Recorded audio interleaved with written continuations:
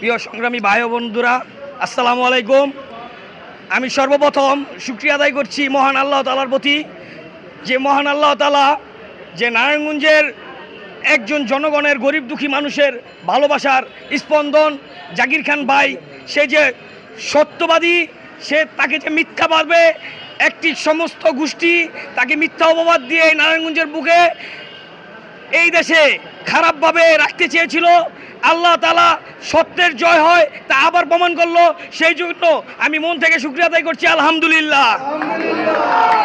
আসলে নারায়ণগঞ্জের গণমানুষের নেতা জাকির খান, উনি সবসময় গরিব দুঃখী মানুষকে ভালোবাসেন।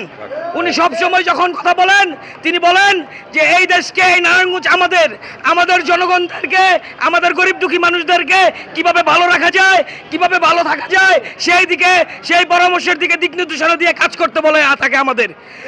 এবং আপনারা যে পরিশ্রম করে আসছেন বিগত দিনগুলো থেকে, ফ্যাসিস্টের শেখ হাসিনার বিরুদ্ধে থেকে আপনারা যে আন্দোলন ভূমিকা পালন করে আসছেন, সেই আন্দোলন ভূমিকায় এবং আপনাদের সৎ সাহসিকতায় আল্লাহ তাআলা জাকির খানকে আবার সত্যতার সহিত নারায়ণগঞ্জের বুকে ফিরিয়ে দিচ্ছে ইনশাআল্লাহ।